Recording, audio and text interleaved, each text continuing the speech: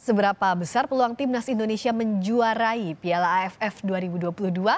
Kita akan berbincang dengan Menteri Pemuda dan Olahraga Zainuddin Amali, mantan pemain timnas serta pelatih timnas Indonesia U16 Bima Sakti, serta koordinator Save Our Soccer Akmal Marhali. Selamat malam Pak Menteri, Pak Zainuddin Amali, selamat malam Mas Bima Sakti, selamat malam Mas Marhali, apa kabar? Selamat Malam Pak Menteri. Pak Menpora. Aduh, senang sekali kita sama-sama di sini. Coach Bima dan Ya, Pak. Mas Akmal. Ya, selamat malam. Kita malam ini berdiskusi sekaligus juga sambil berdoa. Tapi seenggaknya kan kita harus membakar semangat dulu nih para pemain timnas. Kalau dari Pak Menpora dulu, untuk pertandingan Indonesia melawan Brunei Darussalam besok, seberapa optimistis dan kenapa? Ya, kalau kita lihat di pertandingan pertama lawan Kamboja, sebenarnya materi dari timnas kita cukup ya. Cuman memang mungkin karena ini pertandingan awal, biasanya ya ada hal-hal yang kurang. Saya kira bukan hanya timnas, di beberapa timnas di berbagai negara pun seperti itu kan. Kita lihat waktu Argentina saja waktu di Piala Dunia kan di awal-awal itu bahkan kalah dari Saudi ya. Maka kita berharap dengan materi timnas yang ada yang dibawa oleh Coach Sintayong ada perbaikan khususnya pada saat melawan Brunei Darussalam dan pertandingan-pertandingan selanjutnya. Karena kalau kita lihat dari pengalaman beberapa pertandingan untuk Piala AFF yang terakhir ini, menurut saya sih ini materinya cukup bagus ya. Apalagi sekarang kita ada Jordi Amat yang sempat memperkuat timnas kita.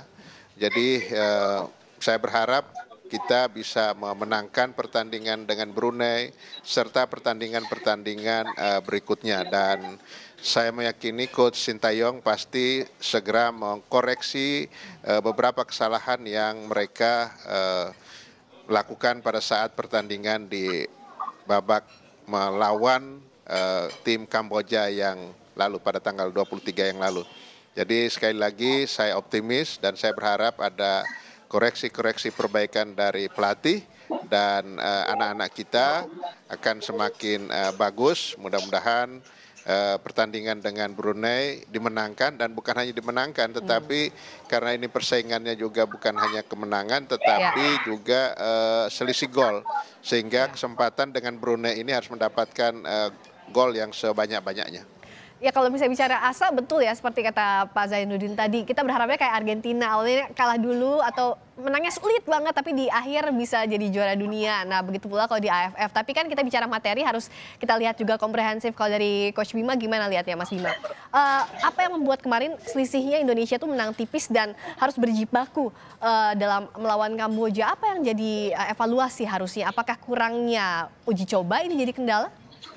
Pertama mungkin saya mengucapkan terima kasih kepada Pak Menteri ya, ini suatu hal yang luar biasa nih Mbak, karena seperti yang kata Pak Menteri tadi, memang menghadapi suatu turnamen. Saya juga mengalami waktu di timnas U16 kemarin juga pertandingan pertama Piala AFF bulan Agustus kemarin, memang kesulitan dan itu memang wajar, dan saya pikir Coach Sintayong sudah memperhitungkan semua pertandingan besok sore, artinya jangan sampai mengulangi kesalahan-kesalahan seperti waktu lawan Kamboja, dan yang pasti mungkin Coach Sintayong juga akan melakukan beberapa rotasi pemain yang kemarin main full, mungkin besok bisa dijelaskan untuk fokus ke pertandingan melawan Thailand di tanggal 29 nanti. Dan saya juga mengucapkan terima kasih pada Pak Menteri. Banyak sekali support dari pemerintah melalui Pak Menteri di semua level timnas. Ya, semoga ini menjadi motivasi buat tim kita untuk meraih juara di tahun ini, Pak.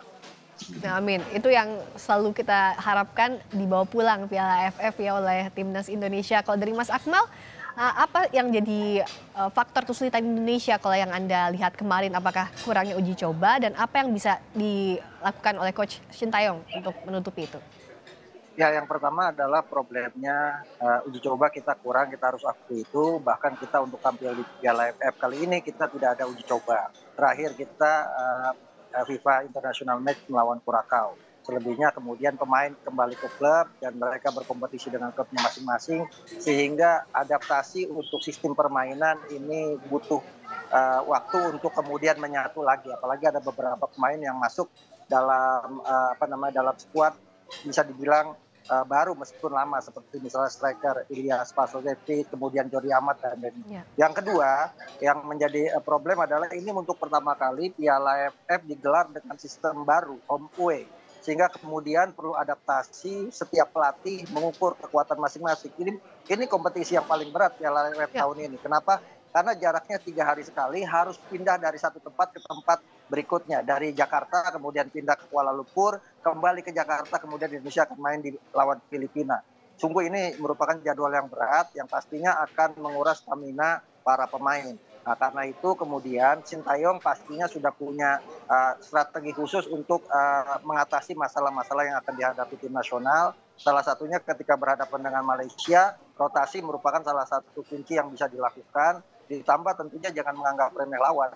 Seperti melawan Kamboja kita banyak peluang, ada 18 peluang, hanya 8 yang shoot on target. Kemudian 10 off target, sehingga kemudian Sintayong sempat marah dengan Spaso, sempat marah juga dengan Egy Maulana Fikri dan Witan yang tidak mampu menyelesaikan peluang. Tapi inilah sepak bola. Banyak kemudian yang orang lihat mudah menjadi susah.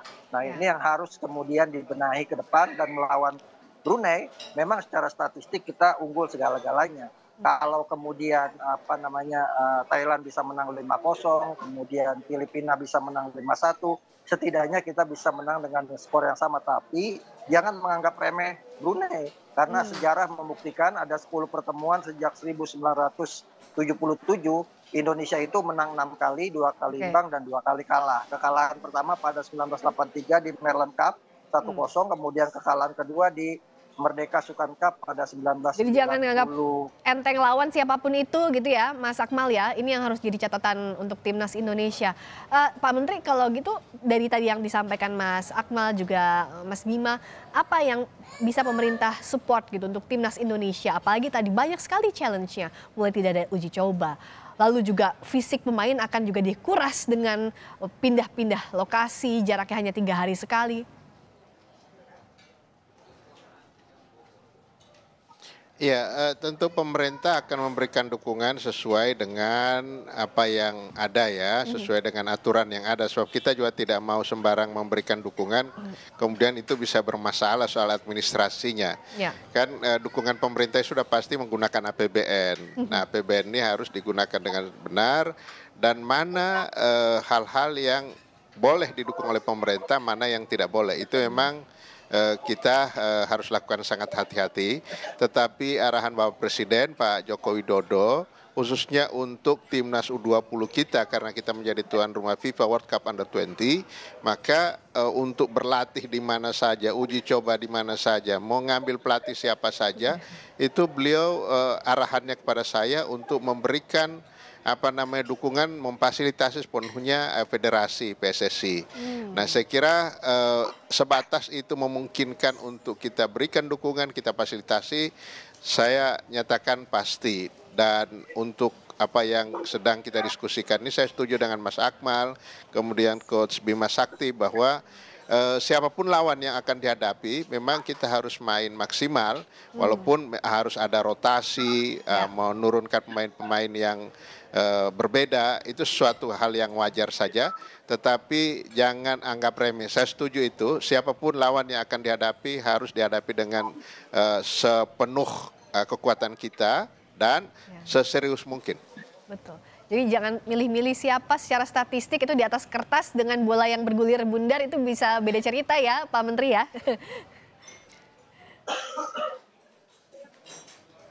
Iya betul. Tadi kan Mas Akmal juga sudah menyampaikan statistik pertemuan kita dengan Brunei, pertemuan kita dengan timnas-timnas lainnya, dengan Filipina, Kamboja, Thailand. Itu kan pasti menjadi data buat pelatih dan tim pelatih itu sendiri. Dan Saya sekali lagi yakin Coach Sintayong sudah punya cara untuk mengatasi berbagai hal, terutama soal kelelahan ya, karena ini berputar sangat ketat waktunya, berpindah-pindah tempat. Ini pasti akan menyebabkan kelelahan buat timnas kita. Maka pasti ada cara. Coach Bima juga pernah mengalami itu, bagaimana menghadapi hal seperti ini. Saya optimis bahwa timnas kita masih bisa melenggang ke babak berikutnya. Coach Bima bisa cerita pengalaman. Coach Bima ini kan tidak hanya melatih juga dulu di timnas gitu. Apa sih sebenarnya faktor yang harus Indonesia punya melawan Brunei? Tidak hanya Brunei lah. Kalau kita bicara one step ahead kan ada Thailand yang menunggu juga gitu. Dengan AFF yang tensinya juga, kalau bicara AFF tuh kan kita merindukan gitu. Sudah di runner up, kapan dia bisa bawa pulang Piala AFF? Tidak membebani tapi juga sudah pasti harapan pemain, apalagi Coach Bima. Yang pasti semua pemain jangan sampai beban ya melawan Brunei. Walaupun di atas kertas, tadi yang disampaikan Bang Akmal juga, rekor pertemuan kita lebih baik. Tapi yang pasti pertandingan ini akan dihitung semuanya. Artinya setiap pertandingan adalah penting. Kita nggak usah mikir mau lawan Thailand dulu nanti tanggal 29, tanggal 2 lawan Filipina.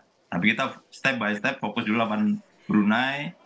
Siap ada peluang manfaatkan sebaik mungkin, seperti kemarin lawan Kamboja ada beberapa peluang, Egy, kemudian Witan, yang mungkin agak kurang sedikit tenang aja. Ya kalau bisa, karena yang dihitung di sini head to head. Jadi kalau memang ada peluang bikin gol, sebaiknya bikin gol sebanyak-banyaknya. Tapi yang paling terpenting mental jangan sampai terbebani. Tadi Coach Bima selalu bilang tenang, jaga mental saat membela timnas Indonesia, berada di posisi pemain. Coach Bima, apa sih menurut pengalamannya Coach Bima yang paling membuat berat pemain? Apakah tadi beban-beban itu?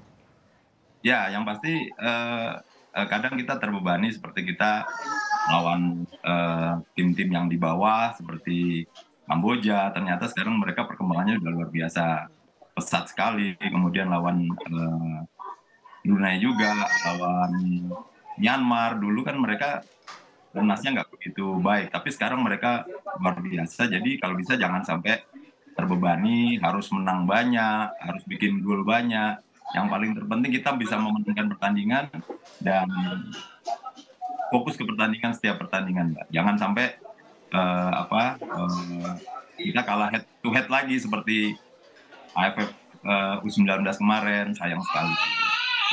Kalau Mas Akmal lihatnya gimana nih dari proporsi di pemain timnas Indonesia, performa para pemainnya termasuk para pemain naturalisasi, ini mampu mendongkrak permainan atau enggak sejauh ini, Mas Akmal? Ya kalau melihat komposisi pemain, ini tim yang komposisinya paling bagus ya. Yang pertama adalah mayoritas sudah main di Piala AFF walaupun usianya muda, seperti Egy, Witan, Arhan sudah main di Piala AFF lalu pada 2021, artinya mereka sudah punya pengalaman.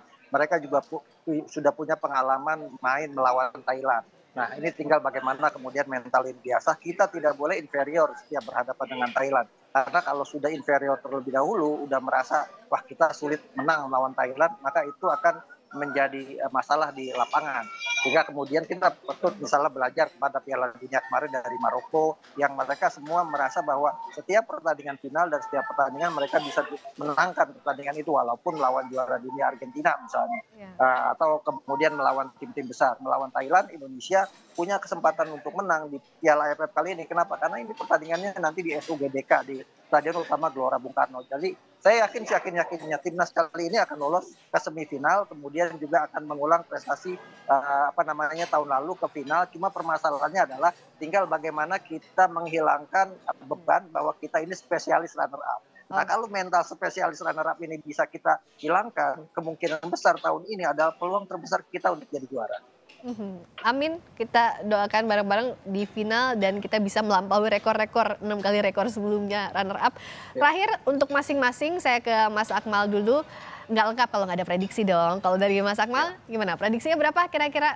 Antara prediksi dan harapan bebas kalau Mas Akmal.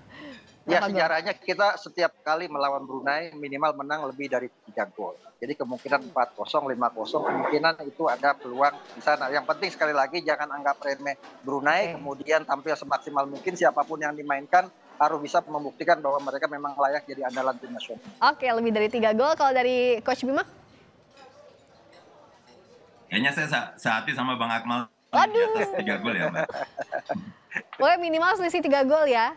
Kalau dari Pak Ya. Menteri, silakan. Berapa Pak Menteri prediksi? 5 lah, 5. 5 tuh kata Plus minus 5. Mas Akmal. Plus minus 5. Saya plus, Iya.